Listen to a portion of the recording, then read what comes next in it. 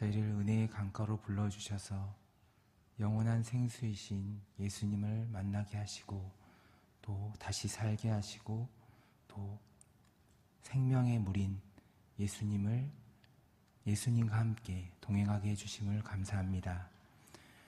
저희가 생명의 강가로 옮겨지기 전까지 하나님께서 얼마나 저희를 기다리시고 또 찾으시고 하셨던 것을 알게 됐을 때 저희가 주님 앞으로 달려안길 수밖에 없는 것처럼 오늘 새생명 축제에 초대된 모든 이들이 주님께 달려가는 그 길로 하나님 이끌어 주시옵소서. 하나님께서 이 예배를 함께 하실 줄 믿사오며 예수님의 이름으로 기도드렸습니다. 아멘. 오늘 말씀의 제목은 이삭이 익어갈 때입니다. 창세기 1장 14절에 보면 하나님이 이르시되 하늘의 궁창에 광명체들이 있어 낮과 밤을 나뉘게 하고 그것들로 징조와 계절과 날과 해를 이루게 하라 라는 말씀이 있는데요. 하나님께서는 우리에게 계절을 만드시고 우리가 그 계절에 속해 있게 하셨습니다. 왜 그러셨을까요? 하나님께서 저희 봄이 이제 돼서 따뜻한 봄이 되니까 이제 더운 옷을 벗나 했더니 어제 오늘 갑자기 이제 추워졌습니다. 꽃샘추위에 많은 식물들이 얼어 죽습니다. 아직 움츠리고 견뎌야 되는 시기인데 너무 일찍 꽃을 폈기 때문일까요? 이런 꽃샘추위를 잘 견뎌낸 씨들이 널리 퍼지는 것이 자연의 하나님의 섭리입니다. 대나무가 높은 키로 자라나기 위해서는 중간중간 꼭 필요한 게 있습니다. 바로 마디입니다. 중간중간에 마디가 형성되어 있어야 이처럼 하나님께서 우리의 반복되는 인생의 계절 가운데에서도 마디마디 매듭을 지어가십니다. 오늘 본문의 한 인물의 마디를 보며 인생의 위기나 사건이 우리에게 어떤 마디를 형성하게 하는지, 그 위기에서 형성된 마디가 하나님께 더 가까이 가는데 어떻게 밑받침이 되는지 생각해 보시면서 들어보셨으면 좋겠습니다. 이게 뭘까요? 힌트는 우물입니다. 본문의 배경이 되는 지역에서 우물은 생명과 직결되는 굉장히 중요한 것 이상입니다. 삼성이라는 기업은 무엇을 통해서 먹고 산다는 표현이 맞나요? 먹고 살까요? 네? 반도체요. 맞습니다. 핸드폰, 반도체 다양하게 있는데 이것처럼 그 당시에 우물을 소유했다고 하는 것은 큰 기업을 소유한 것과 같습니다. 오늘 이삭이 거부가 되어서 양과 소가 떼를 이루고 종이 심하게 많다고 합니다. 얼마나 많았을까요? 100마리? 양이 1000마리 정도 됐을까요? 종은 또 얼마나 많았길래 심이 많았다는 표현을 하는 것일까요? 저는 잘 모르겠지만 한 나라의 지도자가 너가 우리보다 강성하다라고 하는 것을 보면 한 나라의 인구 수보다 더 많아졌음을 짐작할 수 있습니다. 그런 이삭 일행이 아버지 아브라함 때부터 썼던 우물을 빼앗기고 추방을 당합니다. 그래서 이삭이 그곳을 떠나서 골짜기에서 살게 됩니다. 골짜기라고 하니까 저희 나라처럼 이렇게 시냇물이 졸졸졸 흐르면서 봄나물도 뜯을 수 있고 하는 그런 골짜기를 생각하시면 안 됩니다. 여기서 골짜기는 사방이 돌이고 모래고 척박한, 이삭이 도착했을 때 마음이 정말 무너지는 그런 광야였을 것입니다. 잘 지내고 있던 이삭이 그곳에 도착했을 때 어떤 마음이었을까요? 이삭은 이제 혼자가 아닙니다. 이미 수많은 식솔들과 가축들의 지도자입니다. 제가 오늘은 메시지가 아닌 질문을 드려보겠습니다. 다 같이 생각해 보셨으면 좋겠습니다. 내가 이삭이라면, 내가 가장이라면 우물을 양보할 수 있을까? 기업뿐만 아니라 집의 생명줄인 이 우물을 내가 양보할 수 있을까? 삼성의 이건희 회장님께서 사업이 잘 되고 있는데 잘 되고 있는 그 나라에서 삼성의 기업을 빼앗고 이젠 이건 우리 기업이다라고 한다면 가만히 있을까요? 제가 초등학교 2학년 때 친구 집에서 이제 놀다가 밤늦게 집에 가고 있는데 저 골목 끝에서 형 한 명이 다가오더라고요. 그래서 제가 뒤돌아서서 가려고 뒤돌아섰더니 제 앞에 어떤 형이 또 서 있더라고요. 그래서 이게 어떤 상황일까요? 네, 제가 가진 모든 것을 그분들께 다 드렸습니다. 바치게 됐어요. 그러고 나서 다행히 맞지는 않고 집으로 돌아오는데 마음속에 되게 억울한 마음이 드는 거예요. 무언가 힘이 필요해.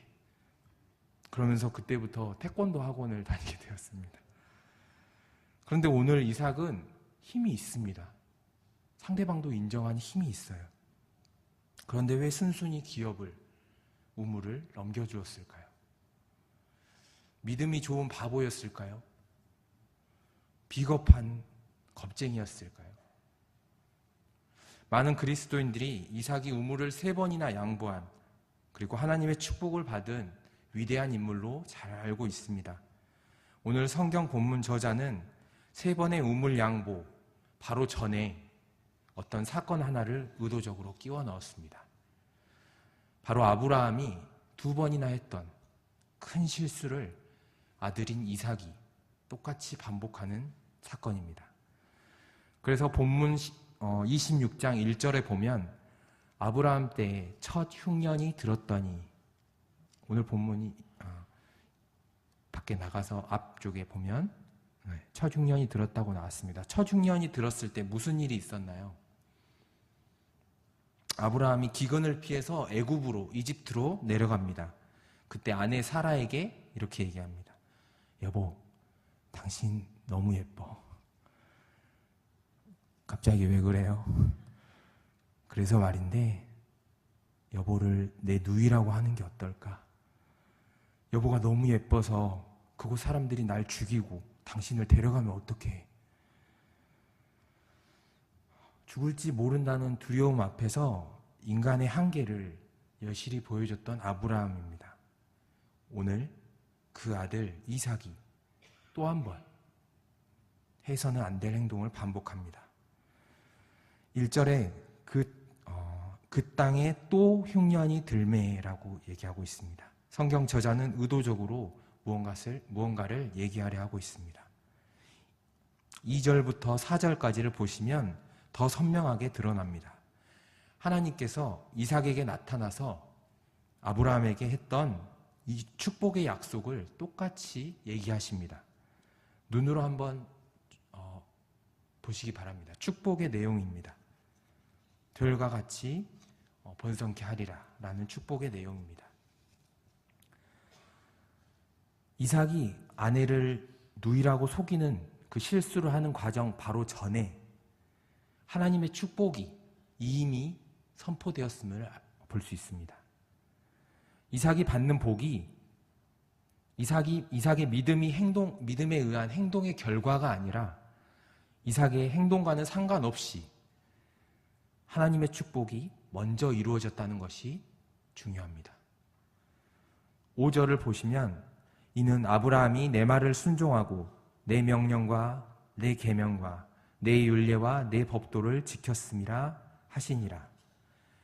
아브라함의 복이 자녀인 이삭에게 흘러갑니다. 아브라함은 어떻게 복을 받게 되었습니까? 바로 전적인 하나님의 선택이었습니다. 아브라함을 택하신 것이었습니다. 우리는 하나님이 복 주신 것이라고 얘기를 하면서도 어느 정도는 우리의 행동으로 인해 복을 받는 것으로 믿는 사람들이 많이 있습니다. 하나님께서 우리가 복받을 만한 행동을 했을 때 복을 주신다고 믿고 있습니다. 저도 아이들에게 얘기하는 것을 보면 소린아, 너가 이빨 닦아야지 예뻐. 안 그러면 아빠는 소린이가 싫어. 이라고 얘기할 때가 많습니다. 조건부의 사랑이 아닌데 어느샌가 조건을 달고 아이를 내 뜻대로 운행하려 합니다. 율법과 사랑은 반대 개념이다. 여러분들의 생각은 어떠십니까? 율법을 지키는 것은 우리가 하나님을 사랑할 때 흘러나오는 행동의 결과입니다. 흘러나오는 행동이고 결과입니다. 아이가 몇 끼 밥을 아이에게 차려주는 그 어머니, 보호자에게 감사합니다라고 하는데 감사합니다 영혼이 없이 말하거나 혼날까봐 습관적으로 감사합니다 이렇게 하게 되는 순간 그것은 율법이 되기 시작합니다. 사랑하고 감사하면 저절로 엄마 너무 잘 먹었어요 감사합니다 라고 하는 말이 흘러나오게 되는 것입니다. 오늘 제가 두 번째 해보고자 하는 질문입니다. 우물보다 중요한 것이 있습니까? 이삭이 어떻게 그 중요한 우물을 내려놓을 수가 있었을까요? 이삭은 흉년이 들자 아브라함 때와 같이 애굽으로 내려가려 하였습니다. 그때 여호와께서 나타나십니다. 2절에 애굽으로 내려가지 말고 내가 너에게 지시하는 땅에 거주하라. 그 땅이 바로 지금 블레셋의 땅 그랄입니다. 이성적으로 생각해보면 나일강이 흐르는 비옥한 땅인 애굽으로 가는 게 맞습니다. 이처럼 우리는 하나님께서 우리 생각으로는 이해가 안 되는 말씀을 하실 때 순종하기가 힘듭니다.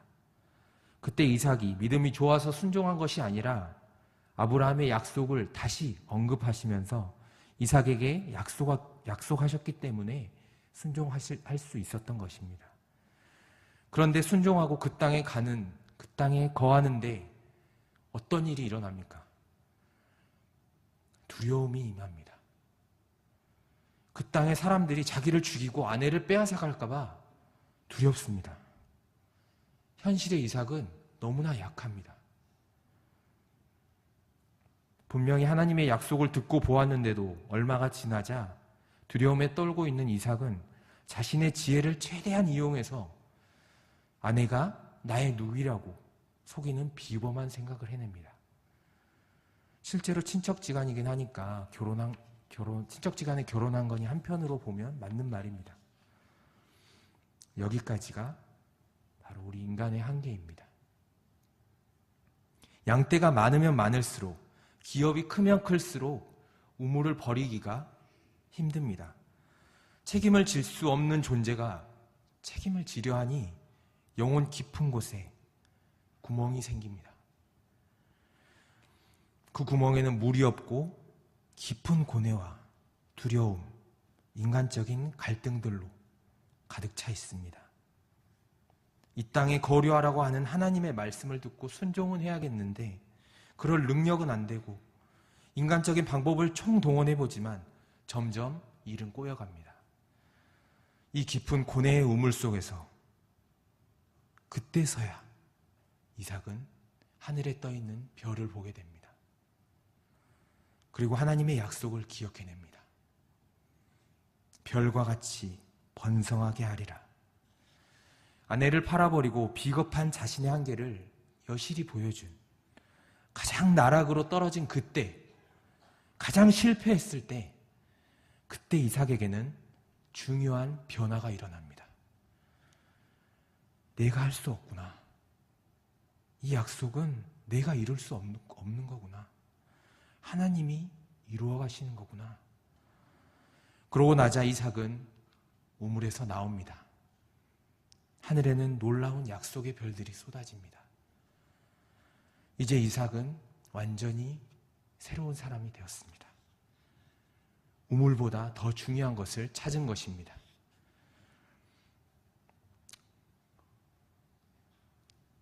내가 너와 함께 있어. 표시된 저 부분을 내가 너와 함께 있어. 더 이상 이삭에게 우물의 여부는 중요하지 않습니다. 그러자 이삭은 거부가 되었고 우물을 계속해서 빼앗기는데도 의연합니다. 이해할 수 없는 사람이 되었습니다. 세상이 감당할 수 없는 믿음의 사람이 되었습니다. 비겁한 겁쟁이에서 믿음의 거인이 되었습니다. 마지막으로 다 같이 답해봐야 될 질문은 이것입니다. 진정한 우물은 무엇입니까? 우리의 진정한 우물은 무엇입니까? 오늘 이삭은 다투지 않지만 종들은 다툽니다. 블레셋 사람들은 이삭을 시기했습니다. 우물의 이름을 보면 알 수 있듯이 에색이란 첫 번째 빼앗긴 우물의 이름을 에색이라고 지었는데 그 뜻의 이름은 빼앗김, 강탈이라는 뜻입니다. 두 번째 빼앗긴 우물의 이름은 신나라는 그 말이 어원을 찾아보면 대적함이라는 뜻의 사탄에서 나왔습니다. 우물의 가치를 두고 있는 블레셋 사람들과 종들은 다툽니다. 하지만 다툼은 사탄의 역사입니다. 하지만 블레셋 사람들의 입장이 이해가 갑니다. 제가 몇 년 전에 제주도에 가족여행을 갔는데 제주도민이 하는 얘기를 들었습니다. 돈 많은 사람들이, 중국 사람들이 제주도 땅을 다 사버려서 너무 많이 사다 보니 이게 한국 땅인지 중국 땅인지 헷갈린다고 이제 모르겠다고 하시는 얘기를 들었습니다. 우리나라에도 이주민들이 굉장히 많이 있습니다. 저희는 무슬림이나 외국 사람들이 너무 많이 늘어나는 모습을 보고 말은 안 하지만 마음속에 저희도 모르게 거부감이 들 때가 있습니다. 블레셋 사람들의 입장에서 자기 땅에서 너무나 번성하는 이삭이 두려운 것은 당연한 것입니다. 블레셋 사람들과 이삭의 종들은 우물, 땅에 눈이 가 있습니다. 이것을 지키지 않으면 자기들의 목숨을 담보할 수가 없습니다. 그런 상황 가운데 이삭이 내린 결정은 정말 충격적이었을 것입니다. 아마 블레셋 사람들도, 이삭의 종들도 충격적이었을 것입니다. 블레셋 사람들은 우물을 이렇게 빼앗고 이 땅에서 나가라고 할 때 여차하면 큰 싸움이 일어날 것이라는 것을 예상하고 있었을 것입니다. 그런데 이삭이 그냥 내어주자 블레셋 사람들도 당황했을 것 같습니다. 그리스도인들이 이와 같은 행동을 하면 세상 사람들은 당황해합니다. 친척들이 난리가 납니다. 뭐 하는 거냐? 바보냐? 집안을 말아먹으려고 그러냐? 그걸 놔주지. 왜 남을 주냐? 너가 성인 군자냐? 그럴 때 사탄은 다시 한번 가장 가까운 가족들에게 또 시험하기 시작합니다. 한 번은 몰라도 두 번은 안 돼요. 저번에도 그랬는데 내가 가만히 있었잖아요. 여보, 아버지, 이번엔 안 돼요. 하나님 뜻이라면 그렇게 해요. 라고 답하는 가족들이 많이 생겨나기를 축원합니다. 이삭이 그렇게 우물을 내려놓자 어떤 일이 일어났습니까? 22절에 보면 다투지 않게 되었습니다. 라고 나와 있습니다. 또 다른 큰 우물을 찾은 것보다 다투지 않게 되었다는 것이 중요합니다. 그래서 이삭은 이 우물의 이름을 르호봇, 넓게 하셨으니라고 명칭하고 있습니다. 우리의 마음이 르호봇처럼 넓어지기를 간절히 소원합니다. 하나님께서 작은 우물을 주셔서 감사하지만 그 작은 우물에 눈이 고정되어 있으면 하나님의 더 큰 계획, 축복을 바라볼 수가 없습니다. 그 뒤에 또 어떤 놀라운 일이 일어났는지 보겠습니다. 블레셋 지도자인 아비멜렉이 화친을 맺자고 찾아옵니다. 이삭이 말합니다. 너희가 나를 미워했는데 어째서 왔느냐? 아비멜렉의 대답이 정말 감동적입니다. 여호와께서 너와 함께 하심을 분명히 보았으므로. 오늘 태신자분들을 초청하시느라 굉장히 고생 많으셨습니다. 태신자분들 입에서 이런 고백이 흘러나오기를 간절히 원합니다. 여러분의 삶을 통해 그분들이 예수 그리스도를 보기를 원합니다. 다툼을 그치게 하고 한 가족이 되기 위해서 자신의 우물을 버리신, 자신의 생명을 버리신 진정한 이삭, 진정한 우물이신 예수 그리스도를 닮아가시기를 간절히 바랍니다. 성경에 보면 우물 얘기가 여러 번 나옵니다. 그중 개인적으로 가장 인상 깊은 우물 이야기는 요한복음 4장 14절에 나옵니다. 내가 주는 물을 마시는 자는 영원히 목마르지 아니하리니 내가 주는 물은 그 속에서 영생하도록 솟아나는 샘물이 되리라. 5번 남편에게 버림받고 사람들의 눈을 피해서 남들은 뜨거워서 다니지 않는 그 시간에 우물에 물길로 온 여인이 있습니다. 그 여인이 예수님을 만나는 이야기가 나옵니다. 우리는 우물에서 무엇을 기러오고 있습니까? 우리가 소유하고 있는 재산이 우리의 우물입니까? 나의 기업이 우물인 줄 착각하고 열심히 우물을 지키다가 우리의 영혼의 구멍에는 물이 말라가고 있습니다. 어떤 시인의 작품 한 편을 읽고 말씀을 맺으려 합니다. 백곱이라는 시입니다. 또 흉년이 들었다. 땅이 마르고 피부가 쩍쩍 갈라졌다. 우물이 마르고 내 영혼도 말랐다. 말라버린 내 배꼽을 보고 있자니 추억이 그지없다. 먼지 끼고 때가 낀 나의 배꼽으로 무엇을 이룰 수 있나? 그렇게 길고 긴 겨울이 지나고 봄이 왔다. 말라버린 배꼽에 나비가 앉았다. 그러자 내 배꼽에서 생수가 흘러나왔다. 처음엔 나의 더러운 때와 함께 흙탕물이 흘러나왔다. 여름이 되자 내 배꼽에 여인들이 둘러앉았다. 한 남자는 얘기했고 한 여자는 들었다.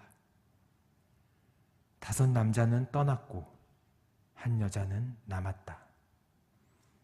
이름을 묻자 모든 것을 알려주는 자라고 하였다.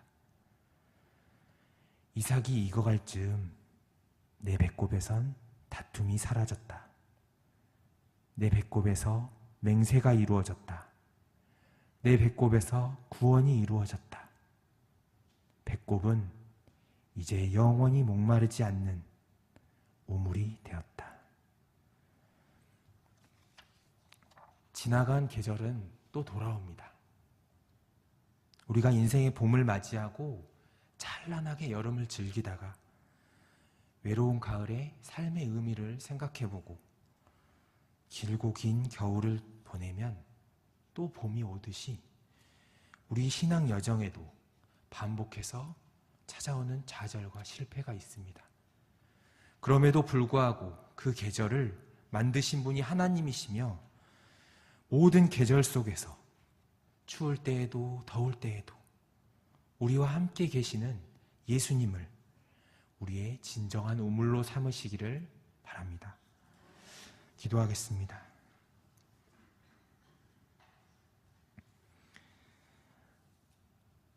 이삭이 가장 큰 실수를 저질렀을 때가 이삭을 가장 익어가게 하시는 때임을 알게 해주신 주님, 내 영혼에 마르지 않는 샘물이신 예수님을 찬양합니다. 하늘의 우물을 통해서 성령의 단비가 촉촉히 내리는 삶을 살아가게 하옵소서. 내 마음속에 솟아난 이 평화가 강물처럼 흘러넘쳐 세상 곳곳에 흐르게 하여 주옵소서. 우리의 진정한 우물 되시고 우리의 구원을 위해 모든 것을 양보하시고 우리의 마디가 되어주신 예수님의 이름으로 기도드렸습니다. 아멘.